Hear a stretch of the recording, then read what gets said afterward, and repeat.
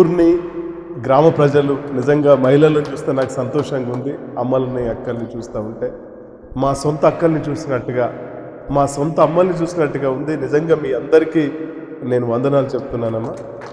అట్లాగే పెద్దలు, ఈ సభ ఎట్లా ఉందంటే నేను ఎంత సంతోషంగా ఉన్నానంటే, అసలు నేను ఈరోజు పోయి నేను నిర్మల్ వెళ్ళిన తర్వాత మా భార్యతో కనీసం ఒక 15 నుండి 20 నిమిషాలన్నా మాట్లాడతా డెంబుని గ్రామం గురించి.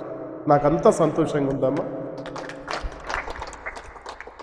ఈ గ్రామానికి పెద్దలైనటువంటి మా గంగారం పెద్ద ఆయన, గ్రామ మాజీ సర్పంచ్ గారు, అట్లాగే మా సమతా ఫౌండేషన్లో నిన్నటి వరకు నేనెవరో తెలియదు, తనెవరో తెలియదు, కానీ మా సమతా ఫౌండేషన్ నేను చేస్తున్న కార్యక్రమాలను చూసి వాలంటీర్గా నా దగ్గరకు వచ్చి మీరు చేసే కార్యక్రమాలు చేదోడుగా వాదోడుగా నా సహకారాన్ని అందిస్తాను, అట్లాగే మీరు ఎక్కడైనా ప్రోగ్రాం పెడితే మీరు నాకు కారు పంపొద్దు, బస్ కిరాయి ఇవ్వద్దు, పెట్రోల్ ఇవ్వద్దు, నేను స్వయంగా వచ్చి మీరు చేస్తున్న సేవా కార్యక్రమాల్లో నేను భాగస్వామ్యం అవుతానని చెప్పినటువంటి ఒక గొప్ప వ్యక్తి నిజంగా మాకు ఒక అన్నయ్య లాగా మా వెంకటేష్ గౌడ్ గారు. అట్లాగే నాతో పాటు జర్నీ చేస్తున్న ఈ విలేజ్ నుండి మా చంద్రయ్య గారు, అట్లాగే చాలామంది పెద్దలు ఉన్నారు. చంద్రయ్య గారి తర్వాత గంగారెడ్డి గారు, ఎక్స్ సర్పంచ్ గారు పెద్దలు ఉన్నారు, చందు గౌడ్ గారు ఉన్నారు, సంతోష్ గారు ఉన్నారు, సంగెం అశోక్ గారు ఉన్నారు. అట్లాగే మొన్న కూడా మా మీటింగ్లో పాల్గొన్నటువంటి లతీఫ్ గారు ఉన్నారు, శేఖర్, నా మిత్రులు శేఖర్ గారు ఉన్నారు, అట్లాగే సాజిద్ గారు ఉన్నారు, క్రాంతి గారు ఉన్నారు, ప్రవీణ్ ఉన్నారు, మా సర్పంచ్ గారు ఉన్నారు, అట్లాగే సాయిబాబా గారు ఉన్నారు, నగేష్ గారు ఉన్నారు, మధు గారు ఉన్నారు. ఎవరి పేరైనా, ఏం పేరు, దిలీప్, జలీల్ అహ్మద్ గారు ఉన్నారు. దయచేసి ఎవరన్నా పేరు మర్చిపోతే నన్ను క్షమించాలి, ఎందుకంటే నాకు కొన్ని పేర్లే వచ్చినాయి, కొన్ని పేర్లు చెప్పలేకపోతున్నాను. టెంబుర్ని గ్రామ ప్రజలు ఎవరైతే ఉన్నారో నిజంగా నేను మళ్ళీ చెప్తున్నాను, నేను ఇప్పటి వరకు 23 గ్రామాలు తిరిగాను. మీ గ్రామము నాకు స్పెషల్ అని చెప్తున్నాను, ప్రత్యేకమని చెప్తున్నాను. ఎందుకంటే చాలామంది నేను చేసిన కార్యక్రమాలు ఏమున్నాయో మీరు వినగలిగితే నేను చెప్తాను. ఎందుకంటే చాలామంది సమాజంలో నాలాంటి వాళ్ళు పెద్దలు చాలామంది ఉన్నారమ్మా, నాకంటే కోటేశ్వరులు ఉన్నారు. కోట్లు అధిగమించి ఒక 100 తరాలు, 10 తరాలు, 20 తరాలు తింటే దంగని సంపాదన, అంటే కరిగిపోని సంపాదన వాళ్ళ దగ్గర ఉంది. కానీ కర్మగాలు ఏంటంటే దానం చేసే గుణం, సాయం చేసే గుణం, నమ్మకం కలిగించే గుణం వాళ్ళలో లేదు. కాబట్టే మన సొసైటీ, మన సమాజం ఏదైతే ఉందో ఇట్లా వెనుకబడి ఉందని చెప్పి నేను భావిస్తా ఉన్నా. ఇంతేకాకుండా అసలు నేను ఈ పేదల పక్షం ఎందుకు వచ్చాననే విషయం మీకు తెలియాలి. ఇందాక మా CEO గారు, మా మిత్రులు సాజిద్ గారు, శేఖర్ గారు చెప్తా ఉన్నారు, ఎందుకంటే నాతో పాటు చాలా మీటింగ్లో పాల్గొన్నారు వాళ్ళు. నేను ఎందుకు ఈ పేదల గురించి ఆలోచిస్తున్నాను అనే విషయం మీద మీకు తెలిస్తే అప్పుడు అరే ఇది నిజమే కాబోలు, అందుకే ఈయన మా దగ్గర సేవ చేయడానికి వచ్చారని చెప్పి మీరు అనుకునే అవకాశం ఉంది. కాబట్టి నా జీవిత నేపథ్యం, నేను ఎక్కడ పుట్టాను, ఎక్కడ పెరిగాను, నేను ఎందుకు సేవ చేయవలసి వచ్చింది అనే దాని మీద ఒక్క 10-15 నిమిషాల్లో నా ప్రసంగాన్ని ముగించే ప్రయత్నం చేస్తాను. అమ్మ, నాది గొల్లమాడ మారుమూల గ్రామం, అడవి ప్రాంతంలో ఉంటుంది. చిన్నప్పుడే మా కర్మగాలి, మా తండ్రి హాస్పిటల్లో డబ్బులు లేక మాలాగానే మంచిగానే పుట్టాడు, కానీ సరి అయిన ట్రీట్మెంట్ లేక ఆయన కుంటోడైపోయాడు. అంటే ఇక బయటికి నడవలేని పరిస్థితి. మా తల్లి చిన్నప్పుడే చనిపోయింది. మమ్మల్ని ఎవరు పెంచాలి? మా నానమ్మ పెంచాలి. మా ఆయ అంటాం కదా, మీరు ఆయ అంటారా? మా నానమ్మ నన్ను పెంచుతా ఉన్నది. మా నాన్నమ్మ పరిస్థితి ఏంటంటే కూలి పని చేస్తేనే కానీ మాకు పుట్ట గడవదు. మా పరిస్థితి చాలా దౌర్భాగ్యం. నాకేమని ఉంది చిన్నప్పటి నుండి, నేను ఒక పెద్ద ఆఫీసర్ని అవ్వాలి, ఒక IASని అవ్వాలి, ఒక IPSని అవ్వాలి, Group 1 ఆఫీసర్ని అవ్వాలి, అయ్యి సమాజంలో పేద ప్రజలు ఎవరైతే ఉన్నారో వాళ్ళకి సేవ చేయాలనే ఆలోచన, బలమైన దృఢ సంకల్పం నాలో ఉండేది. నేను దానికి ఛాలెంజ్గా చదువుకునేవాడిని. నేను క్లాస్లో ఫస్ట్ రావాలి, స్పోర్ట్స్లో ఫస్ట్ రావాలి, నేను ఎక్కడా తగ్గకూడదు. కానీ నేను పెద్దోళ్ళైన తర్వాత, ఉద్యోగం వచ్చిన తర్వాత సమాజంలో చాలామంది పేద ప్రజలు ఉన్నారు, వాళ్ళకి సేవ చేయాలని అనుకునేవాళ్ళు. నా కర్మగాలి, మా అమ్మ చనిపోయింది, నాన్నకుంటే ఆయన నాకు డబ్బులు ఇచ్చే పరిస్థితి లేదు. మా నానమ్మ కూలి పనికి వెళ్తే కానీ మాకు ఉండే కదూ. అట్లాంటి పరిస్థితుల్లో నా 10th క్లాస్ ఫీజులు డబ్బులు కట్టలేక నేను చదువు మానేసి. నా పరిస్థితి చూడండి. నేనేమో ఏమనుకున్నాను, ఒక IAS కావాలి, IPS కావాలి, గ్రూప్ 1 ఆఫీసర్ అయి పేద ప్రజలకు సేవ చేయాలని నేను అనుకుంటే నా కర్మగాలి ఫీజులకు డబ్బులు లేక నేను స్కూల్ బంద్ చేసిన. ఇంకా నా దీనమైన పరిస్థితి ఏంటంటే అన్ని విషయాలు చెప్తేనే నన్ను మీరు అర్థం చేసుకుంటారని, అందుకే రాగానే మీరు నాకు ఒక సొంత అక్కల్లాగా సొంత తల్లులాగా ఉన్నారు. కాబట్టి నా జీవితంలో ఏం జరిగింది, నేను ఎట్లా రియాక్ట్ అయ్యాను అన్న దాని మీద చెప్పే ప్రయత్నం చేస్తాను. చదువు ఆగిపోయింది, నేనేం చేయాలి? హాస్టల్లో మేము సోషల్ వెల్ఫేర్ హాస్టల్లో చదువుకోవాలి. మా ఊరు 15 కిలోమీటర్లు గొల్లమాడ కుంటాలకి. అందరూ జీపులలో బస్సులలో వెళ్ళిపోతే మనకు సెలవులు ఇచ్చినప్పుడు నేను భుజానికి బ్యాగ్ వేసుకొని నేను మా తమ్ముడు ఏం చేయాలంటే ఆ పుస్తకాల మూట వేసుకొని 15 కిలోమీటర్లు నడుచుకుంటూ పోవాలి, 15 కిలోమీటర్లు నడుచుకుంటూ రావాలి. సంవత్సరానికి హాస్టల్లో 2 డ్రెస్సులు ఇస్తారు, 3వ డ్రెస్ ఆ డ్రెస్సులు తప్ప వేరే కొనుక్కునే పరిస్థితి లేదు. ఎందుకంటే మా నాన్నమ్మ చేతగాంది, ఆమె పనిచేస్తే తప్ప మాకు తిండి రాదు. కాబట్టి మేము ఆ పాయింట్ పొక్కలు పడ్డాయి, టాటాలు పడ్డాయి. చాలామంది కొద్దిగా మన దాంట్లోనే గవర్నమెంట్ స్కూల్లో కూడా కొద్దిగా ఉన్నతంగా ఉన్న పిల్లలు కూడా ఉంటారు కదా, అరే నీకు సిగ్గు లేదురా, నీ వెనుక టాకాలు పడ్డాయి, నువ్వు కనీసంగా టైలర్ దగ్గరికి వెళ్ళి టాకాలు కూడా వేయించుకోరా అని అంటే నేను పుస్తకం అడ్డు పెట్టుకొని 100 సార్లు ఏడ్చిన. ఎందుకంటే టాకాలు వేయించుకోవడానికి కూడా నా డబ్బులు లేవు. అటువంటి దీన పరిస్థితి. మా నాన్నమ్మకు చెప్పిన తల్లి నన్ను ఎట్లాగో నా చదువు డిస్టర్బ్ అయిపోయింది, ఫీజులు కట్టలేక నా బట్టలు కొనుక్కోవడానికి నా పుస్తకాలు లేవు, నేను బతుకు తెరుగు వస్తే నేను హైదరాబాద్ పోతా, అందరూ మస్కట్ దుబాయ్ ఎట్లా పోతారో నేను కూడా హైదరాబాద్ వెళ్తాను. అంతే పాపం మా ఈ సంవత్సరం అంతా కష్టపడ్డ డబ్బులు ఒక సంవత్సరం కూలి పనికి వెళ్తుంది కదా, 10 రూపాయలు 20 రూపాయలు పేలిక మీద పేలిక చుట్టి 4 కుండల కింద బాణలో పెట్టింది. ఏది 500 రూపాయలు. ఎన్ని పేలికలు చుట్టింది 500 రూపాయలకి? ఎందుకంటే పేద తల్లి కూలి పనులు చేసుకునే డబ్బులు కాబట్టి 500 రూపాయలు నేను ఒక అర్ధగంట ఇప్పిన మూట మీద అన్ని పేలికలు చుట్టింది, పాత పేలికలు అన్ని ఇప్పితే అందులో 500 రూపాయలు వెళ్ళినాయి. నా దగ్గర 4 రూపాయలు ఉండే నా పాకెట్లో. అది కూడా నేను అడవిలోకి వెళ్ళి జీడి పండ్లు కొనుక్కొచ్చి ఓ లింగం సార్ అని 10 రూపాయలు ఇచ్చిండు, 6 రూపాయలతో పెన్నులు కొనుక్కున్నా, 4 రూపాయలు నా పాకెట్లో మిగిలినాయి.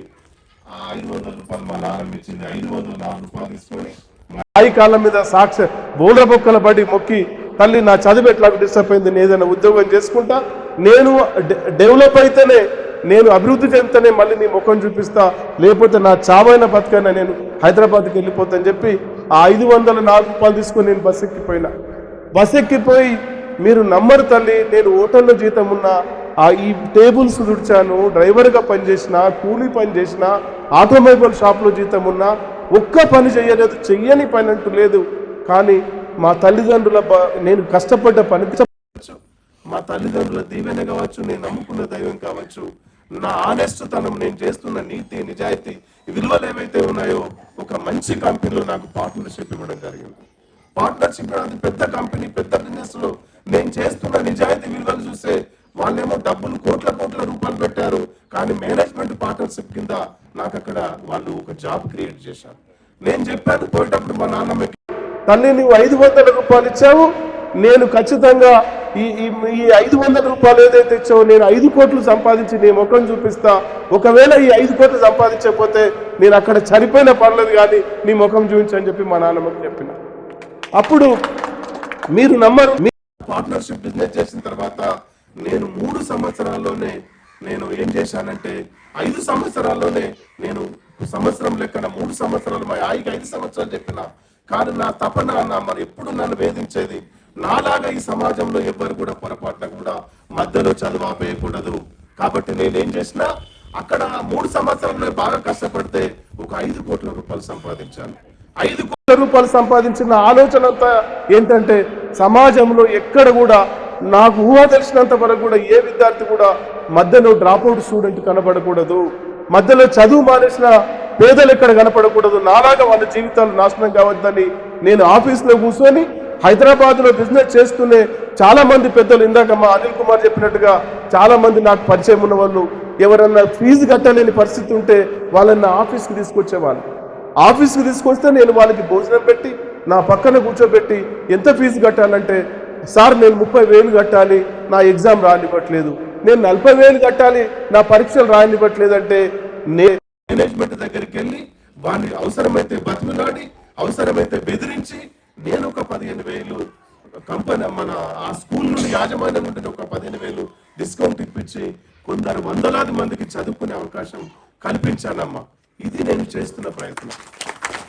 ఇట్లా నేను ఎప్పుడైతే మధ్యలో చదువు మానేసిన విద్యార్థులకు నేను ఎప్పుడైతే చదువుకోవడానికి సహకారం చేస్తున్నానో మళ్ళీ నాకు సమాజంలో ముందుకుపోతా ఉంటే మళ్ళీ నాకు కొన్ని సమస్యలు ఎదురైనాయి. ఇట్లాంటి మా అనిల్ కుమార్ లాంటి మిత్రులు, చాలా మంది మిత్రులు నా దగ్గరికి వచ్చి, అన్న మీరు చదువుకునే వాళ్ళకి అవకాశం చేస్తున్నారు కానీ తల్లిదండ్రులు లేరు, వీళ్ళు అనాథలు అయిపోయారు, వీళ్ళకి కూడా మీరు సహకారం చేయాలంటే అట్లాంటి వాళ్ళకు కూడా చాలా మందికి సహకారం చేశాను. ఇంకా ఇట్లా పోతా ఉంటే ఇంకా కొందరు నా దగ్గరికి మా ఆఫీస్కి వస్తూ ఉన్నారు. ఏమని, సార్ ఇగో మన సమాజంలో కొందరు దివ్యాంగులుగా పుడుతున్నారు. దివ్యాంగులు అంటే పుట్టుకతోనే పాపము కళ్ళు సరిగా పనిచేయవు, బ్రెయిన్ సరిగా పనిచేయదు, చేతులు సరిగా పనిచేయవు, నడుము సరిగా పనిచేయదు. ఇవి ఎందుకు ఇట్లా పుడుతుంది? తల్లిదండ్రులు సరైన పోషక విలువలున్న ఆహారం పెట్టలేక, సరైన పండ్లు పెట్టలేక, పాలు తాగించలేక, చికెన్ పెట్టలేక, మటన్ పెట్టలేక, ఆకుకూరలు పెట్టలేక మన పేద ప్రజలు ఎవరైతే ఉన్నారో వాళ్ళైతే దివ్యాంగులుగా పుడుతున్నారు. పాపం వాళ్ళకి ఏమీ పని చేయదు. కాబట్టి వాళ్ళకు కూడా సహకారం చేయడం మొదలు పెట్టాను. మళ్ళీ ఇంకా పోతా ఉంటే చాలా మంది, ఇప్పుడు వెంకటేష్ గౌడ్ లాంటి అన్న, మా సాయిబాబా లాంటి వాళ్ళు పెద్దలు అందరూ కూడా నా దగ్గరికి వచ్చి మీరు ఇంకా చేయాల్సింది ఉంది, ఏంటంటే ఏంది అన్న చెప్పండి అంటే వాళ్ళు ఏం చెప్తుంటే, సార్ కొందరు వయసు వచ్చిన తర్వాత ఇట్లాంటి అమ్మ వాళ్ళు పెద్దవాళ్ళు అయిపోయిన తర్వాత కొడుకులు పట్టించుకోవట్లేదు, కోడళ్ళు పట్టించుకోవట్లేదు, కొందరికేమో ఎవరు లేరు, అందరు చనిపోయి ఉంటారు, వాళ్ళకు తిండి తికానకు కూడా ఇబ్బంది అవుతుందంటే నేను అట్లాంటి వాళ్ళకు కూడా వందలాది మందికి సాయం చేయడం జరిగింది. ఇది ఎందుకు చేశాను మీకు అర్థమైంది కదమ్మా. నా చిన్నప్పుడు జరిగిన సంఘటన ఏదైతే ఉందో ఇది పక్క వాళ్ళకి జరగద్దని చెప్పి నేను మొదలుపెట్టి ఇట్లాంటి పేద ప్రజలందరికీ నేను సహాయం చేస్తూ ఉన్నాను. నేను చేసిన సంఘటనలు ఒక 100 ఉంటాయమ్మా, ఇందులో ఒక 10 మాత్రమే ఇందులో వచ్చాయి. నేను 1 కానీ ఒక 2 సంఘటనలు కానీ చెప్పి నేను ముగించే ప్రయత్నం చేస్తాను. బేల్తరోడా మేరోళ్ళ అమ్మాయి ఎవరైతే ఉన్నారో అమ్మాయి గురించి ఇందాక మా అనిల్ కుమార్ గారు, మా వెంకటేష్ గౌడ్ గారు చెప్పారు. నేను ఉదాహరణకి నర్సాపూర్ అనే గ్రామం ఉంది, అక్కడ ఏ నాయకపూర్ ఎస్టీ షెడ్యూల్ ట్రైబ్స్, వాళ్ళు అక్కడికి వెళ్తే పాపము 2 అబ్బాయిలు, అమ్మాయి 6వ తరగతి చదువుతుంది, వాళ్ళు 3వ తరగతి 4వ తరగతి చదువుతున్నారు. వాళ్ళ ఇట్లా చనిపోయిందని చెప్పి పేపర్లో తల్లిదండ్రులు 2 చనిపోయారని చెప్పి మొత్తం ఎలక్ట్రానిక్ టీవీలలో పేపర్లలో మొత్తం వచ్చేసింది. నేను హైదరాబాద్ నుండి కారు వేసుకొని వచ్చి వాళ్ళ దగ్గరికి వెళ్ళి చూస్తే పాపం వాళ్ళ బట్టలు లోపల అండర్వేర్స్ లేవమ్మా, మొత్తం పొక్కలు ఉన్నాయి. మొత్తం జీవితమే గుర్తొచ్చింది అక్కడ. నేనేం చేసిన, మీ చదువుకి నేను వాళ్ళు హాస్టల్లో ఉంటున్నారు, ఇక్కడ ఖానాపూర్ హాస్టల్లో ఉంటున్నారు, ఈ అమ్మాయి కూడా పక్కన మరి ఏదో హాస్టల్లో ఉంటుంది, కస్తూర్బా హాస్టల్. దయచేసి మీకు నాకు డిస్టర్బ్. నేను అక్కడికి వెళ్ళి మీకు నెలకి 1000 రూపాయలు, మీరు పోయి రావడానికి ట్రాన్స్పోర్ట్ కావాలి కాబట్టి నెలకి నేను 1000 రూపాయలు ఇస్తానని చెప్పి వాళ్ళకి 6 నెలలకు ఒకసారి నేను 1000 రూపాయలు పంపిస్తూ, మరి ఈ అమ్మాయి తల్లిదండ్రులు లేరు, ఈ అమ్మాయికి పెళ్లి ఎవరు చేయాలా? అప్పటికి నేను ఉంటేనో పోతానో తెలియదు కదా, నేనుంటే నేను సాయం చేస్తాను నమ్మకం ఉంది. నేను ఒక 26,000 రూపాయలు ఫిక్స్డ్ డిపాజిట్ చేస్తే అది 56,000 రూపాయలు అయింది. అక్కడున్న పెద్దలందరి ముందట ఆ బాండ్ వాళ్ళకి ఇచ్చేయడం జరిగింది. మా అనిల్ కుమార్ గారు, మా క్రాంతి గారు, వీళ్ళందరూ. ఇది ఒకటి అయిపోయింది. ఇట్లా అయిపోయి నేను మళ్ళీ హైదరాబాద్ పోతున్నాను, ఎందుకంటే వ్యాపారం ఉంది. మళ్ళీ హైదరాబాద్కు నేను మళ్ళీ ఫోన్ చేసిండ్రు,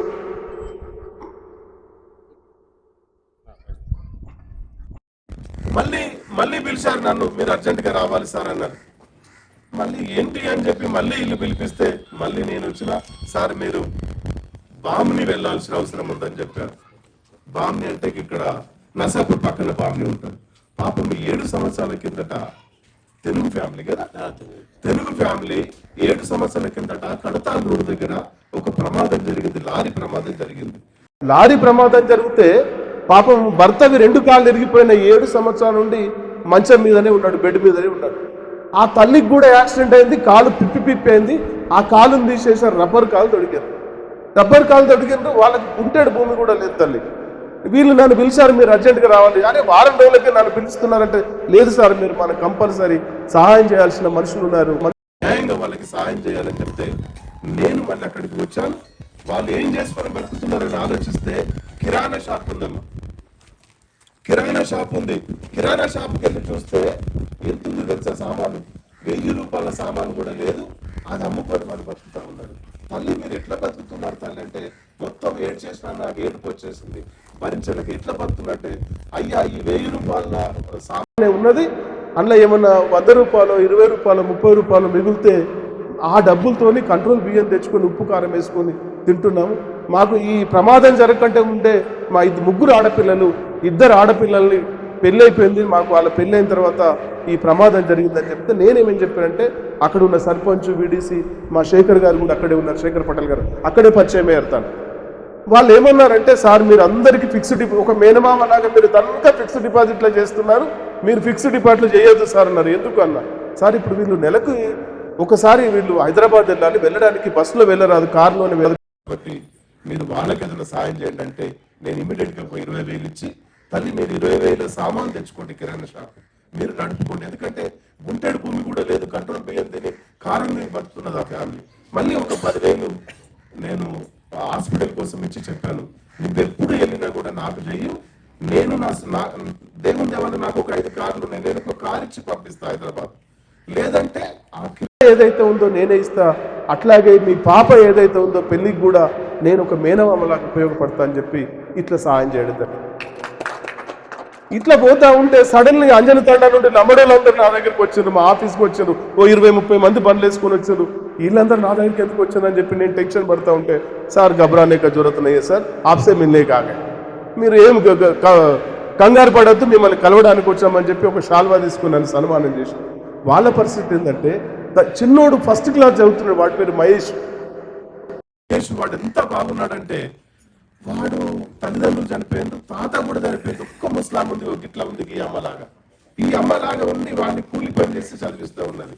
నేను మొత్తం ఆ ఊరోళ్ళందరినీ పిలిచి నమ్మడీలను అందరినీ పిలిచి మీరు ఈ అమ్మ ఒకసారి ఫీజులు కడుతుంది, ఒకసారి కడతలేదు, వాడు ఆర్టీసీ బస్సులకు రావాలి, 10వ తరగతి వరకు మొత్తం నేనే చదివిస్తాను చెప్పి వాడిని దత్తత తీసుకోవడం. ఇట్లా నేను చెప్పుకుంటా పోతే ఇక మామూలుగా ఇంకొక 2 సంఘటనలు చెప్పి నేను ముగిస్తాను. ఈ మధ్యలో చేసి నేను మళ్ళీ నేను హైదరాబాద్ పోవడం రావడం ఇబ్బంది అవుతుంది, నాకు కూడా ఒక ఇల్లు కట్టుకుంటే మంచిది, నా స్టేటస్ తగ్గట్టు కట్టుకోవాలి, నేనైతే ఏ స్థితి నుండి వచ్చానో ఆ స్థితి నా పిల్లలకు ఉండద్దని చెప్పి నేను ఒక పెద్ద ఇల్లు, ఒక 2 కోట్ల రూపాయలు పెట్టి ఇల్లు నిర్మల్లో కడతా ఉంటే మళ్ళీ ఒక కబురు వచ్చింది, ఏమని వీళ్ళు పిలిచి మిమ్మల్ని ఏఎస్పీ గారు పిలుస్తున్నారు, అవినాష్ కుమార్ గారు రండి అర్జెంటుగా అన్నాడు. ఏంటో ఏఎస్పీ గారు నన్ను ఎందుకు పిలుస్తున్నారు చెప్తే ఆయన మొత్తం పోగానే మా కోసం పాప అన్ని అరేంజ్మెంట్ చేసి పోగానే శాలతో సత్కరించి సార్ మీరేం టెన్షన్ పడద్దు, మిమ్మల్ని మర్యాద పూర్వకంగా పిలిచానని చెప్పి నన్ను సన్మానం చేసిన తర్వాత నాది ఒక చిన్న రికమెండేషన్ అని చెప్పండి సార్ అని చెప్పాను. అక్కడ దళితమ్మాయి మసల్గా విలేజ్ ఏదైతే ఉందో తానూరు మండలు, అమ్మాయి బేస్బాల్ నేషనల్కి సెలెక్షన్ అయ్యింది, జామ్ హాస్టల్లో చదువుతూ ఉంది. నేషనల్కి వెళ్ళాలంటే పంజాబ్ వెళ్ళి ఆ గేమ్ ఆట రావాలి, వెళ్ళాలంటే పాప ఆమెకు పోవడానికి ఒక 20 నుండి 30 వేల ఖర్చు అవుతుంది, ట్రైన్ టికెట్ లాడ్జ్ ఆ ఖర్చులన్నీ గవర్నమెంట్ ఇవ్వదు. ఆయన జీతంలోంచి ఒక 5,000 రూపాయలు వాళ్ళకి ఇచ్చాడు. నన్ను పిలిచి ఏం చెప్పాడంటే మీరు ఏదైనా సాయం చేయండి అంటే అమ్మాయికి 24,000 రూపాయల క్యాష్ ఇచ్చి ఇంకొక మాట చెప్పాను, తల్లి నువ్వు పేద దళిత వచ్చావు, ఇది కింది వర్గం నుండి వచ్చావు, ఛాలెంజ్ గా చదువుకోవాలి తల్లి, నువ్వు IAS IPS కావాలి. అట్లాగే ఏం చెప్పానంటే ఈసారి నిన్ను ఇప్పుడు పంజాబ్ నేషనల్ గేమ్ జాతీయ స్థాయిలో ఆడడానికి వెళ్తున్నావు కదా, ఈసారి నువ్వు సెమీఫైనల్కి వెళ్తే నేను ఇప్పుడు 24,000 రూపాయలు ఇచ్చి ఈ 24,000 రూపాయలని మొత్తం ఖర్చు పెట్టుకోవాలి, 10 రూపాయలు కూడా నువ్వు దాచుకోకూడదని చెప్పిన, నువ్వు మంచిగా ఎంజాయ్ చేయాలి అని చెప్పి నువ్వు సెమీఫైనల్కు వెళ్తే నేను 50,000 ఇచ్చి ఫ్లైట్ టికెట్ ఇస్తానని చెప్పిన అమ్మకి. నువ్వు వెళ్ళడానికి ఇక నువ్వు ట్రైన్లో వెళ్ళొద్దు, నీకు నీ సొంత మామయ్య లాగా సమతా సుదర్శన్ ఉన్నాడని చెప్పి 50,000 ఫ్లైట్ టికెట్ ఇస్తానని చెప్పిన. ఒకవేళ ఫైనల్కి వెళ్తే నేను ఫ్లైట్ టికెట్ ఇచ్చి 1,00,000 రూపాయలు ఇచ్చి నిన్ను నా కారులో ఎయిర్పోర్ట్ వరకు డ్రాప్ చేస్తానని చెప్తే వాళ్ళ తల్లిదండ్రులు ఎట్లాంటి వాళ్ళు అంటే తల్లి ఆయాగా పనిచేస్తుంది, తండ్రి కుంటే ఆయన పేద కుటుంబం, వాళ్ళు కూడా బోల్డ్గా నా కాళ్ళ మీద పడితే సార్ మీడియా వాళ్ళందరూ వచ్చి ఒక మాట అడిగారు, తల్లి నీ స్పందన ఏంటంటే ఆమె ఒక మాట చెప్పింది, ఈసారి నాకు ఒకవేళ 2 సంవత్సరాల కిందనే కలిసి ఉంటే నేను 2 సంవత్సరాల కిందనే జాతీయ స్థాయికి వెళ్ళేవాడిని, నాకు రూపాయి సహకారం చేయక తల్లిదండ్రులేమో తల్లి ఆయగా పనిచేస్తుంది, తండ్రి కుంటే ఆయన ఎవరి సహకారం లేకనే నాకు ఈ 2 సంవత్సరాలు లేట్ అయింది సార్, ఖచ్చితంగా నీ మాట నిలబెడతానని చెప్తే ఇప్పుడు ఆ అమ్మాయికి SI స్పోర్ట్స్ కోటాలో SI ఇచ్చే అవకాశాలు ఉన్నాయి. ఇట్లా కొన్ని వందలు చేశాను తల్లి. నేను ఒకటే, నేను అందరికి చేయలేను తల్లి. కొందరికి నిజంగా తల్లిదండ్రులు లేరు, తల్లిదండ్రులు ఇద్దరు లేకపోతే వాళ్ళకి ఖచ్చితంగా చేస్తా. ఇట్లా పెద్దవాళ్ళు అయింది, వాళ్ళని ఎవరు సహకరించట్లేదు, వాళ్ళకి ఖచ్చితంగా చేస్తా. మధ్యలో ఎవరన్నా తల్లిదండ్రుల సహకారం లేక, స్కూల్ కొనే పరిస్థితి లేక, ఫీజులు కట్టే పరిస్థితి బాగా లేకుంటే అట్లాంటి వాళ్ళని కూడా నేను చదివిస్తాను తల్లి. ఇట్లా నేను ఒక 100 మందికి చేశానమ్మా, 100 మందికి. ఇప్పుడు నేషనల్ సేవారత్న అవార్డు కోసం నన్ను మొన్న ఇంటర్వ్యూ చేసుకుని తీసుకుని వెళ్ళిపోయారు జాతీయ స్థాయిలో. అంటే ఇంత సేవ చేస్తున్నా అని చెప్పి. బహుశా అది ఈ 2-3 నెలల్లో గోవా సీఎం చేత ఆ ప్రైజ్ ఇప్పిస్తున్నారు నాకు. కాబట్టి దయచేసి నేను చెప్పేది ఏంటంటే అమ్మా, ఇప్పటి వరకు నా జీవితం గురించి దీని గురించి చెప్పాను, ఇప్పుడు సమాజం గురించి మాట్లాడు తల్లి. ఈ సమాజంలో ఎట్లాంటి పరిస్థితి ఉందంటే, మనము మనల్ని ఎట్లా వాడుకుంటున్నారు, ఎట్లా చేస్తున్నారు అనేది మీకు సామాజిక స్పృహ లేకపోతే ఖచ్చితంగా మనం ఇబ్బంది పడే పరిస్థితులు వస్తాయి. చాలా మంది ఇందాక మా శేఖర్ గారు చెప్పినట్టుగా ఎలక్షన్ రాగానే ఒక టైంలో వాడుకొని మిమ్మల్ని యూజ్ అండ్ త్రో వదిలేస్తున్నారు, మళ్ళీ ఎలక్షన్స్ వరకు మిమ్మల్ని వాడుకోవడం.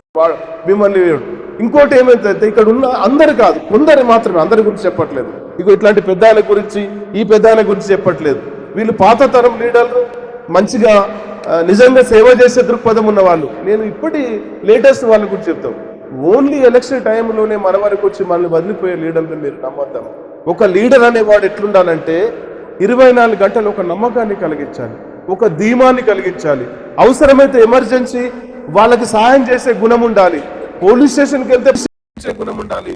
కోర్టుకు వెళ్ళినా నేనున్నానని నన్ను ధీమా చేసే లీడర్ అని మాత్రమే లేకపోతే, దయచేసి మీకు బాగా తెలుసు, అన్నము వండేటప్పుడు మీరు ఏం చేస్తారు, మొత్తం రైట్ చూడరు, ఒక మెతుకు చూసి మా బతుకులు చెప్పే కెపాసిటీ ఉన్నది మీకు. అంటే ఏం చేయగలుగుతాడు అనేది మీ అందరికి తెలుసు. కాబట్టి ఒక మంచి నాయకుల్ని, ఈ సమాజం కోసం ఎవరు ఉపయోగపడతారో అట్లాంటి వాళ్ళని మీరు ఎంకరేజ్ చేయండి అని చెప్పి నేను రిక్వెస్ట్ చేస్తున్నాను. ఈ పూట కోసం కాదు, నాకు ఇప్పుడు ఎలక్షన్ తో సంబంధం లేదు. నన్ను అన్ని పార్టీలు పిలుస్తున్నాయి, బీజేపీ పిలుస్తుంది, బీఆర్ఎస్ పిలుస్తున్నది, కాంగ్రెస్ పిలుస్తున్నది. నాకు అందరితో సంబంధాలు ఉన్నాయి. ఏ పార్టీ నాకు శత్రువు కాదు, ఏ పార్టీ నాకు మిత్రువు కాదు. అందరూ పిలుస్తున్నారు మన సేవను చూసి. కానీ నేను అదేంటంటే, నేను ఎన్నో పనులు చేస్తున్నాను. ఈ పనులు అన్నిటికంటే నాకు తృప్తిని ఏదైతే ఉందో ఇది సేవ. కాబట్టి నేనేం చేస్తున్నాను, నా పిల్లలు కూడా హైదరాబాద్ లో పెద్ద మంచి స్కూల్లో చదువుతున్నా. నాకు గంజికి లేరోని, నేను గవర్నమెంట్ స్కూల్లో చదువుతున్నా, వాటిని కార్పొరేట్ స్కూల్లో చదువుతున్నా. వాళ్ళకి కూడా నేను ఏమని చెప్తున్నా, బిడ్డ నేను సంపాదించిన సంపాదన ఏదైతే ఉందో, ఎగ్జాంపుల్ ఒక 5 నుండి 10 కోట్లు అనుకోండి, ఈ సంపాదన ఏదైతే ఉందో ఈ సంపాదన అంతా మీకు 1 రూపాయి కూడా ఇవ్వను. ఇదంతా ఈ సమాజం కోసం నేను ట్రస్ట్ రాసి ఇచ్చేస్తా. నేనేం చెప్తున్నానంటే, మీకు చేతనైతే దీన్ని నడపండి బిడ్డ, చేత కాకపోతే మీరు వదిలేయండి. ఇవి ఇట్లాంటి పెద్దలు ఇందులో ఉన్న చాలా మంది నిజాయితీ పరులు ఎవరైతే ఉన్నారో వాళ్ళకి వీలునామా రాసి ఇచ్చేస్తా ఈ సంపాదన అంతా అని నా పిల్లల్ని కూడా మానసికంగా సిద్ధం చేస్తున్నా. మీరు బాగా చదువుకోవాలి. మీరు ఐఏఎస్ అవుతారా, జడ్జీలు అవుతారా, ఐఆర్ఎస్ అవుతారా, ఐపీఎస్ అవుతారా, నాకు సంబంధం లేదు. చదివించడమే నా డ్యూటీ. నా సంపాదన మీద మీరు ఆశలు పెట్టుకోవద్దని చెప్పి ముందే చెప్పడం జరిగింది. తల్లి ఇట్లాంటి ప్రయాణం నాది కొనసాగుతున్నది. దయచేసి మీ తల్లులకి నేనైతే మిమ్మల్ని ఎప్పుడు మర్చిపోనమ్మా. మీరు టెంపుల్ని పేరు చెప్పగానే మీరు హాస్పిటల్లో ఉన్న, పోలీస్ స్టేషన్లో ఉన్న, కోర్టులో ఉన్న, ఎక్కడున్నా నేను లేని పరీక్షంలో నా సిబ్బంది అయినా వచ్చి మిమ్మల్ని పలకరిస్తారు, మీకు కావాల్సిన సహాయం కూడా చేస్తారని చెప్పి గుర్తుపెట్టుకోండి అని చెప్పి ఈ సందర్భంగా చెప్తాను. టెంపుల్ని అని చెప్తే చాలు. ఎందుకంటే నిన్నటి మొన్నటి వరకు మా సాయిబాబు గారు, హనుమంతులు గారు, మా వెంకటేష్ గౌడ్ గారు నిజంగా అసలు నాకు అన్నోన్ పర్సన్స్. అట్లా నేను ఎప్పుడు కూడా ఇంకోటి మీకు చెప్తున్నా తల్లి, నేను లీడర్ల దగ్గరికి వెళ్ళట్లేదు. నాకు చిన్న రోజులు కావాలి. నాతో కలిసి పనిచేసే వాళ్ళు పెద్ద లీడర్లు పిలిచినా పోవట్లేదు. నేను పని ఉన్నాను, బిజీగా ఉన్నాను, తప్పించుకుంటున్నా. నా దోస్తులు ఎట్లా అంటున్నారంటే, మా శేఖర్, మా సాజిద్ గారు, మా వెంకటేష్ గౌడ్ గారు, మా సాయిబాబా గారు, మా హనుమంతులు గారు, ఇట్లాంటి వాళ్ళు నా దోస్తులు. పెద్ద లీడర్ల దగ్గరికి నేను పొరపాటున పోను, ఎందుకంటే నాకు అవసరం కూడా లేదు. కాబట్టి నా పుట్టుకనే నేను పేదతనం నుండి పుట్టాను. పుట్టుకనే ఆకలి బాధ తెలిసినోడిని, ధూప రుచి తెలిసినోని. కాబట్టి నేను ఎప్పుడు కూడా నేను పేదల పక్షంగానే ఉంటాను, పేదల కోసమే పనిచేస్తాను. ఇంకా ఇప్పటి వరకు నా పిల్లల కోసం కావలసినంత ఇప్పుడు ఈ మిగతా జీవితం ఏదైతే ఉందో పేద ప్రజలకు చేద్దామని డిసైడ్ అయ్యాను. నీతిగా, నిజాయితీగా 4 రోజులు బతికి, ఎన్ని రోజులు బతికినాం కాదు, ఎంత మంచిగా బతికినాం, ఎట్లా బతికినాం అనేది ఇంపార్టెంట్. చాలా మనోళ్ళు అంటారు, పంది 10 సంవత్సరాలు బతుకుతాయి ఎందుకు, నంది 4 సంవత్సరాలు బతికిన చాలని చెప్తారు. నేను ఆ 4 సంవత్సరాల జీవితం కోసమే నేను బతుకుతున్నా తల్లి, మీరు అర్థం చేసుకోవాలి. నేను ఒక్కటే ఛాలెంజ్ గా చెప్తున్నా తల్లి, ఇంత నీతిగా ఇంత నిజాయితీగా ఎవరైనా సొసైటీలు ఉంటే, నా గురించి ఈ మధ్యలో మా వెంకటేశ్వర గౌడ్ గారు చెప్తా ఉన్నారు, నేను ఎప్పుడైతే సేవ చేయడం మొదలు పెట్టానో, ఎప్పుడైతే వీటికి ఎక్కడి నుండి డబ్బులు వస్తున్నాయి, ఈ డబ్బులు ఇట్లా లక్షలు లక్షలు వేలు వేలు ఎట్లా పంచుతున్నాడు అని చెప్పి నా మీద మూలకున్న ముసలాడు కూడా బయటకు వచ్చి నా మీద అబండరాలు వేస్తూ ఉన్నాడు. అరే ఇటు మంచోడు కాదు, ఇటు చెడ్డోడు కాదు. నేను చేస్తున్న పని ఏంటి? నీకు చేతనైతే నేను పేద ప్రజలకు సేవ చేస్తున్నా, నీకు చేతనైతే నీవు ఒక 10 మందికి చేయు, ప్రజలకు సాయం జరుగుతుంది. 1 రూపాయి సాయం చేయవు. జనాలు యాక్సిడెంట్ అయి ముందరంటే కనీసం 100 నంబర్కి ఫోన్ చేసే ధైర్యం కూడా నీకు లేదు. నువ్వు నా గురించి విమర్శిస్తావా? దయచేసి నేను ఈ దొంగ లీడర్లు ఎవరైతే ఉన్నారో వాళ్ళకి హెచ్చరిక కూడా చేస్తున్నాను.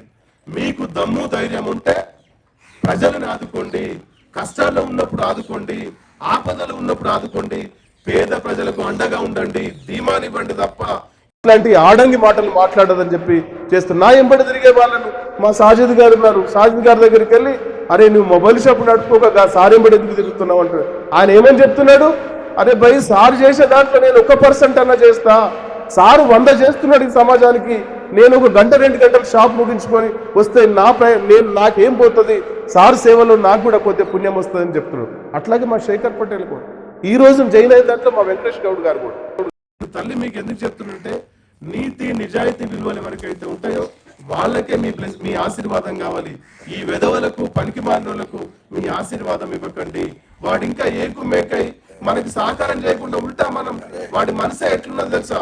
ఇక్కడున్న నేను కొందరు పెద్ద మనుషులని అబ్జర్వేషన్ చేసినప్పుడు వాళ్ళు ఏమనుకుంటారంటే, ఇక్కడున్న పేద ప్రజలు ఎవరైతే ఉన్నారో, బడుగు బలైన వర్గాలు ఎవరైతే ఉన్నారో, పొరపాటుగా వీడు డెవలప్ కావద్దు, వీడు డెవలప్ అయితే నా మాట వినడు, వీడు ఐఏఎస్ కావాలి. మేమేమంటున్నాం, అరే బిడ్డ నువ్వు ఐఏఎస్ కావాలి, బాబు నువ్వు ఐపీఎస్ కావాలి, అమ్మా నువ్వు ఒక జడ్జి కావాలని చెప్పి మన పిల్లలకి ఎంకరేజ్ చేస్తున్నాం. పేద ప్రజలకి మనం సహకారం చేస్తున్నాం, సహకారాన్ని అందిస్తున్నాం. మాటలు చెప్పడం కాదు, చేతలు చేస్తూ ఉన్నాం. వీళ్ళ మెంటాలిటీ ఎట్లా ఉందంటే, పొరపాటున కూడా ఇందులోంచి ఒక డాక్టర్ అయితే, ఇందులో టీచర్ అయితే మాకు చెప్పకుండా వింటాడని చెప్పి వీళ్ళ మైండ్ సెట్ బాగాలేదు. కాబట్టి మన బతుకులను ఇట్లా ఉన్నాయని చెప్పి నేను ఆలోచిస్తున్నాను. మేము అందరం సమాజం మొత్తం అభివృద్ధి చెందాలి, సమాజం మొత్తం బాగుపడాలి. నీ ఒక్కడే బాగడం నీ అబ్బసొత్తు కాదు. రాజ్యాంగం అందరికి సమాన అవకాశాలు కల్పించింది కాబట్టి అందరు సమానంగా ఎదగాలి, అందరు సమానంగా ముందుకు పోవాలనేది నా ఆలోచన. కాబట్టి నాకు ఇంత టైం ఇచ్చి ఈ టైం వరకు మీరు నాకు ఈ సమయాన్ని ఇచ్చారు. నేను మళ్ళీ చెప్తున్నాను, నేను చాలా గ్రామాల్లో వెళ్ళాను. ఆ గ్రామాల్లో నేను మీ గ్రామంలో ఎక్కువగా సంతృప్తిగా ఉన్నాను. కాబట్టి నన్ను మీరు గుర్తుపెట్టుకోండి, నేను మిమ్మల్ని గుర్తుపెట్టుకుంటాను. సమతా సుదర్శన్, సమతా ఫౌండేషన్ అని చెప్తే చాలు తల్లి, మీరు నమ్మరు. ఈ కారు తీసుకొని నేను బైసలో ఆగినా, నిర్మల్లో ఆగినా, ఇక్కడ ఆదిలాబాద్ లో పోయి ఆగినా 20 నుండి 50 మంది చుట్టుముడుతున్నారు, సార్ మీరు సమతా ఫౌండేషన్ చైర్మన్ కదా అని చెప్పి. నిన్నగాక మొన్న చెప్పారు కదా, ఆ బ్లడ్ క్యాన్సర్ అతని కూడా మేము డబ్బులు ఇచ్చి వచ్చాం. ఇట్లా వందలాది మందికి సేవ చేస్తున్నాం తల్లి. ఖచ్చితంగా అట్లాంటి అర్హులు ఉన్న వాళ్ళు ఎవరున్నా కూడా నేను మీ గ్రామానికి నిజంగా చెప్తున్న, వేరే వాళ్ళకు ఇంకా మీకు 1 పైసా 2 పైసలు ఎక్కువనే చెప్తాను. ఎందుకంటే ఎక్కువ చెప్తే వాళ్ళు ఇబ్బంది పడతారు కాబట్టి మిగతా గ్రామాల కంటే మీకు ఎక్కువ చేస్తాను. అర్హులు ఎవరున్నా అనిల్ కుమార్ గారు, మన వెంకటేష్ గౌడ్ గారి దగ్గర, చంద్రయ్య గారి దగ్గర, మన సాయిబాబా గారి దగ్గర, మన హనుమన్లు గారి దగ్గర, నగేష్ గారి దగ్గర మీరు ఇన్ఫర్మేషన్ తీసుకొని అదంతా నాకు ఇవ్వండి. మొట్టమొదటిసారిగా షార్ట్ టైంలోనే ఈ విలేజ్లో 2 కార్యక్రమాలు చేద్దాం. అది మనం చేయొద్దు, ఈ తల్లులు ఎవరైతే ఉన్నారో ఈ తల్లుల చేతుల మీదుగా ఆ సహాయాన్ని అందిద్దామని చెప్తూ, ఈ అవకాశం ఇచ్చిన తల్లులకి, ఇక్కడున్న పెద్దలందరికీ కూడా దయచేసి నాకు ఎట్లాంటి స్వార్థం లేదు. మీకు మళ్ళీ నేను చెప్తున్నాను, నేను సేవ చేయాలనే కోణం నుంచి వచ్చాను. నాకు రాజకీయాలనేది 2వ శ్రేణి. ఫస్ట్ నేను ఆలోచించేది సేవ కోసమే ఆలోచిస్తా. నా మిగతా జీవితం ఏదైతే ఉందో ఖచ్చితంగా ఈ పేద ప్రజల కోసమే పనిచేస్తా. ఒక్క మాట చెప్తున్నా తల్లి, ఎవరైనా చనిపోతే 1000-2000 మంది వస్తారు. నేను ఏమనుకుంటున్నా అంటే, లాస్ట్ ఫైనల్ గా నేను చనిపోతే కనీసం 20,000 మంది వచ్చి నా శవయాత్రలో ఉండాలి. అంతా నేను సీరియస్ గా పనిచేస్తున్నాను. కాబట్టి ఇంకా నేను చెప్తున్నాను, మా సంస్థలో పనిచేసే వాళ్ళని, మా సంస్థలో వాలంటరీగా పనిచేసే వాళ్ళకి కూడా హెచ్చరిక చేస్తున్నా, నా జోలికి, మా సంస్థ జోలికి పులులు, సింహాలు, ఏనుగులు రావు. ఎందుకంటే మా బలం ఏందో వాళ్ళకి తెలుసు. కాబట్టి ఈ ఈగలు, దోమలు కూడా మమ్మల్ని కాటేయాలని చూస్తే వాటికి ఎటువంటి పనిష్మెంట్ ఇవ్వాలి తెలుసు. నేను ఈ సభాముఖంగా కొందరు దుర్మార్గులని హెచ్చరిక చేస్తున్నా. సమతా ఫౌండేషన్ లో వాలంటీర్గా పనిచేసే వాళ్ళని సీమ అంతా .1 అంతా 0 అంతా కూడా ఇబ్బంది పెట్టినా దానికి డబుల్ కక్ష తీసుకుంటాను. దయచేసి మా కార్యకర్తల జోలికి మాత్రం రావద్దని చెప్పి ఈ సందర్భంగా చెప్తూ మీ అందరికి కూడా పాదాభివందనాలు చెప్తూ నేను ముగిస్తాను.